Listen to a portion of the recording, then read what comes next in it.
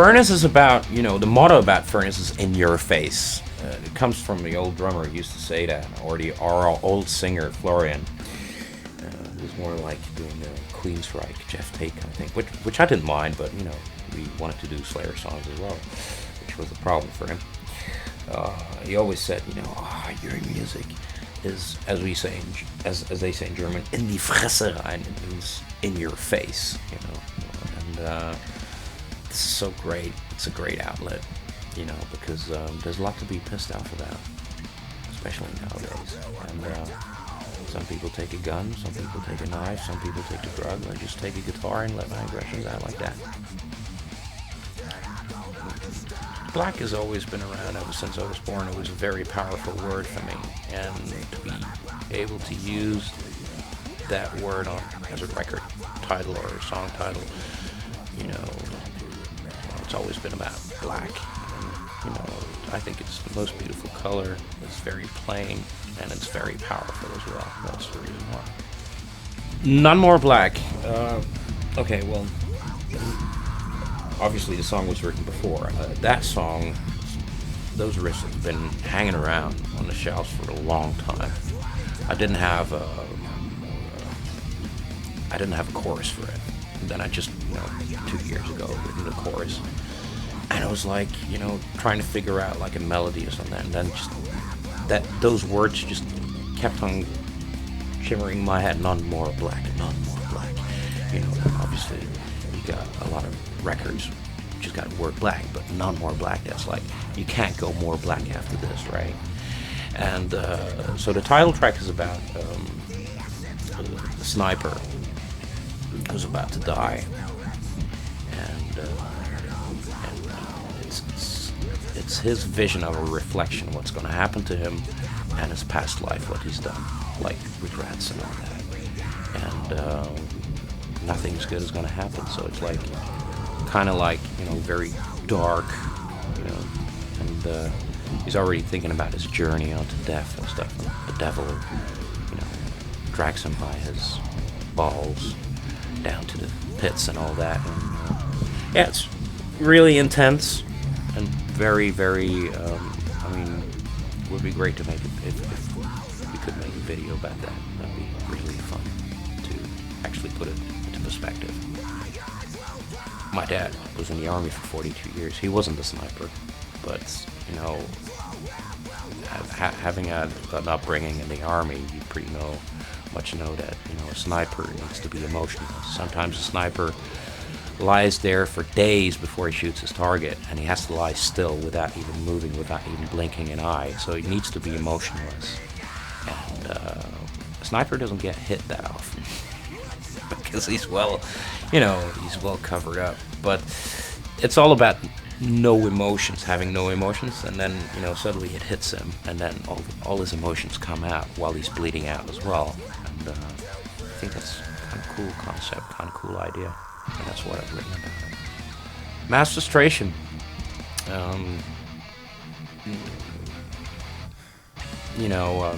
Sometimes life can treat you very well. Sometimes life is very tough, and you just have to read the lyrics just to find out that not everything is hunky-dory, and it's not about suicide, because at the end, I'd like to mention that beforehand, before even people start to read the lyrics and listen to the song. It's like, okay, you can have the blues, so to speak, say life is shitty, everything sucks and all that, but at the end of the song I just say, wake up, just snap out of it, just get on with it.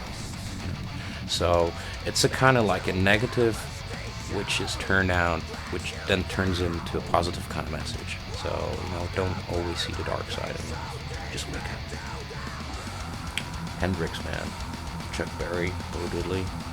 I was 2 years old. Had to have my afternoon nap. Obviously, I was a naughty boy. My dad couldn't put me to sleep, so he gave me a pair of headphones with some kick-ass music on there. And I'm forever grateful for that. And, AC/DC, it was late 70s, so the Police as well, and it was like all this punk stuff, Sex Pistols, Exploited, I was I was already done with that when I was 8 years old. You know, it's like, you know, give me something else. You know, and then, you know, but really, what really struck me was seeing Prince for the first time playing Purple Rain, but not in a video, not the video, but the actual concert.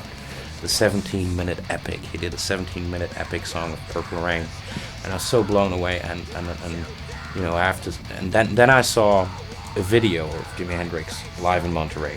Now that was like, the penny dropped right there. It's like, dude, you gotta get a guitar.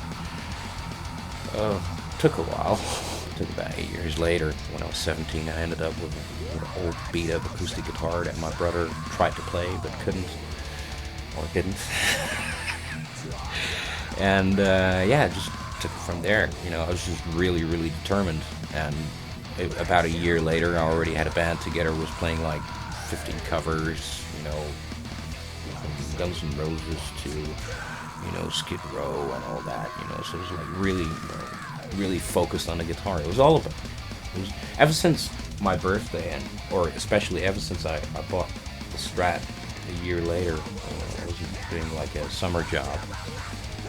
Sticking together, like pallet shooting together, pallets and stuff. It was all about the guitar ever since, and it's a great outlet. Take that away, might as well be dead. Thrash metal, it's a good medium. It's like, you know, punk is great. You got a great intensity, you know, 3-chord changes, and it's like rock and roll, but a little bit more aggressive, you know, and it's more about social issues and pissing people off, and I mean, rock and roll is all about that as well. But you know, the technical aspect and the intensity of, you know, the technical ability on the guitar, and there's a guitar solo, and you know. But mind you, if you listen to Nevermind the Bollocks, I mean, there are some guitar leads from Steve Jones on there. I mean, I'm still trying to play them today. I mean, it's not about, you know, how many notes you play; it's how you play them. But you know, first time where I heard thrash metal was like, I gotta get this, man. I gotta get this. You know, it's so diverse. You can make it as complicated and as intense or as simple as you want, but it's got that little stamp on it, you know, and that's what I think it's great, and it's aggressive. It's in your face, and that's what I like about thrash metal. I think with today's technology, it's become a lot more easier for us.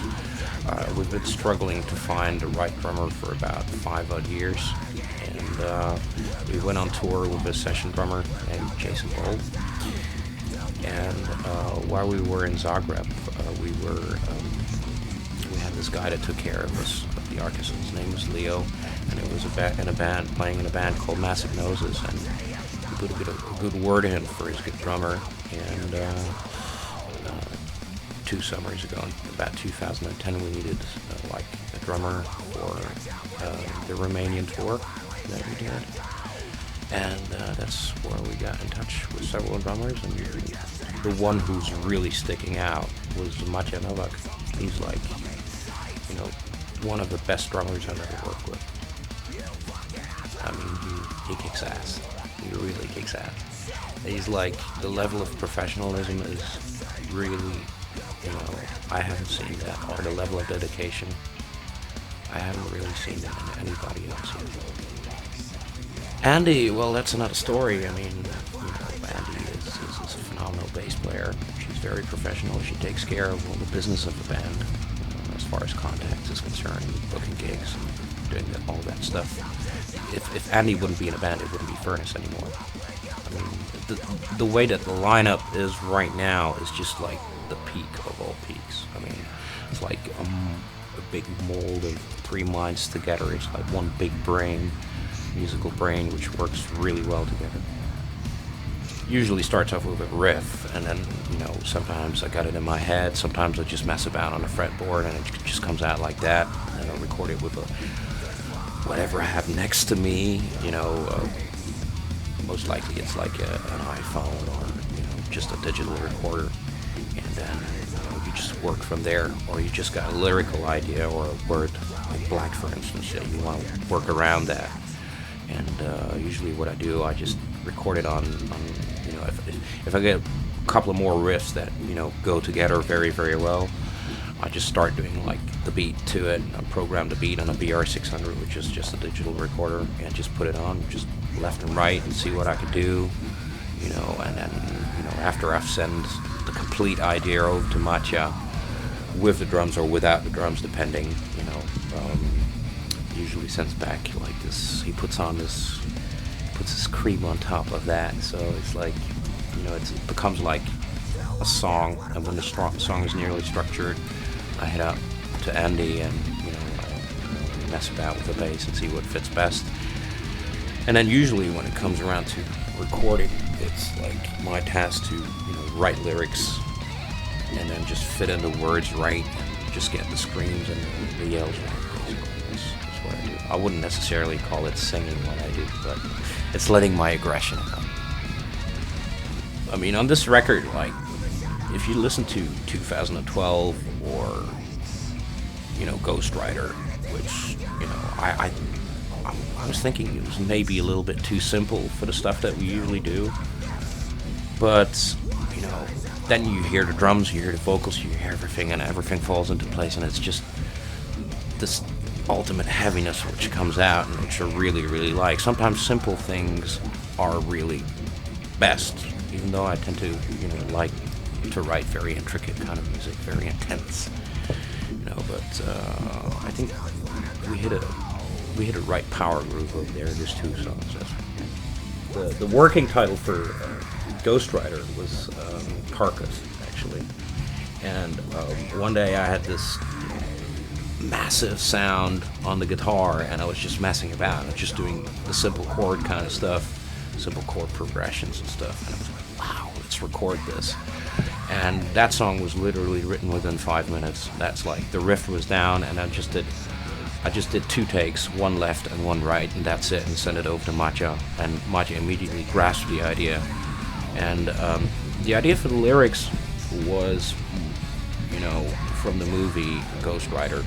And pretty much, like, I really like that movie. It's really, you know, represents everything what rock and roll is all about, you know, rebellion and, you know, the fearsomeness and, you know, freedom and all that. It's great to put ideas down, I mean, to put them down fast, but we actually did it the conventional way.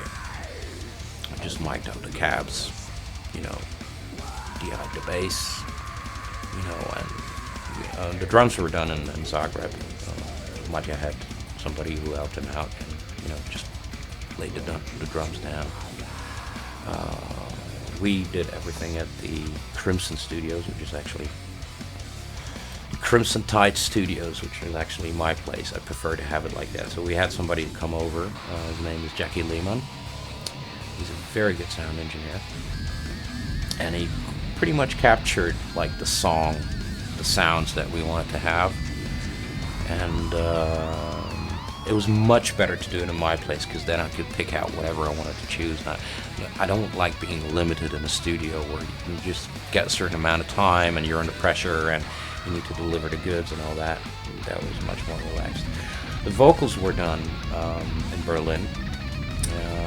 I did them in a rehearsal place / studio from a German band called the Berserkers with another engineer, Matthias. He's a brilliant editing engineer, and he's like, just gets the vocals, the sounds of the vocals exactly like you want them, so that really, really helps. You know, it's all international. What's very interesting about this record is not just done in one spot in one place. So it's done in London, in Zagreb, in Berlin, so pretty much everywhere. So you should get, like, to spice it up a little bit.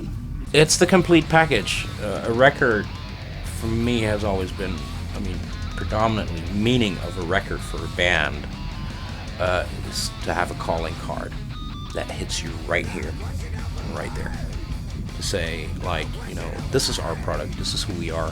You get the complete package, you know. And of course the music is the most important thing, you know. Everything needs to be recorded well and mixed well, you know. But the album work needs to have that kick as well, you know, pictures and all that. So it needs to be a complete package, like a 360 degrees round burning circle that's going to hit you, you know, and that's the most important thing. It's a life calling, or it shapes your life very early on, because I remember the first time when I had the smash hits,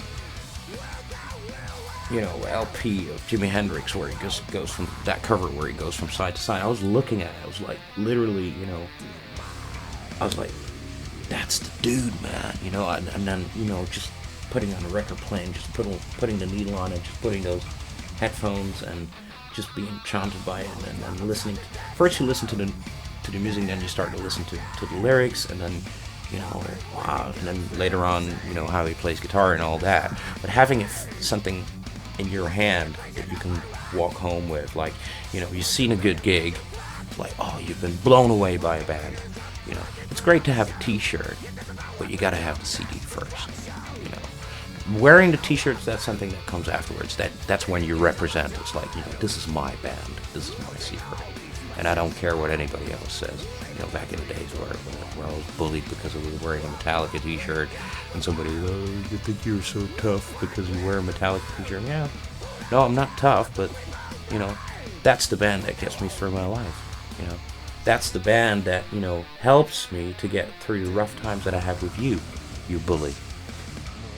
It's always been like that, because I already heard two guys that downloaded everything on their computer, and their computer had some problem with their hard drive, and all the music was lost, and they sold all their CDs. So having something virtually is still virtually. It's not having, is it? So, you know, I'd much rather buy a CD, you know, and I'll even go a step further. I won't, you know, buy singles or that. I want to have the album, the works, you know. And it's like, I think it's Peter Grant that did with Led Zeppelin. He said, you know, we're not going to release any singles. You know, singles are there just to give, you know, a certain taste, so you don't hit them with a full load, you know. To me, singles are like, you know, and we did 2 EPs, short record. It's like, okay, well, I have 1-2 great songs, but don't buy the LP. So that's not all about that. Rock and roll is about, you know, the longevity, and, you know, this is the entire record, and either it's like completely shit or it just completely blows you away. You know, the first time when I listened to the Master of Puppets, that cover with all these crosses on it, it's like, yeah, and the strings and the big hands, the shoulder strings. I mean, that's like a statement, you know, and it shaped my life. I think the internet is good for, you know, communication and all that, facilitates everything. You know, as I said, if we wouldn't have the internet, we probably wouldn't be working with a drummer or with a bass player. Well, I would probably not be working or living here in London anyway. But on the other side, it forces people back out again to bring the message back to the people, meaning that I think the public is still hungry for live music, for live shows. Yeah. And musicians are actually still forced to play live. And of course, you know, I'm not talking about those that have special meanings like behind the scenes or playbacks or overdubs, playing while it plays live. No, because we're never about that, you know. But I think these are real challenging times. But on the other hand, it sucks as well, because, you know, you get these big corporations that try to fit in the music and try to make a big bug out of this. But you really can't do a corporate thing out of art, because it is art after all. It is entertainment, and you know, there should be art and there should be corporate, and they should be completely separate.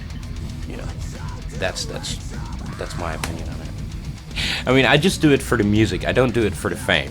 I just do it for the music, and I do it as a release of my anger. That's why I do it in the first place, and it's so much fun.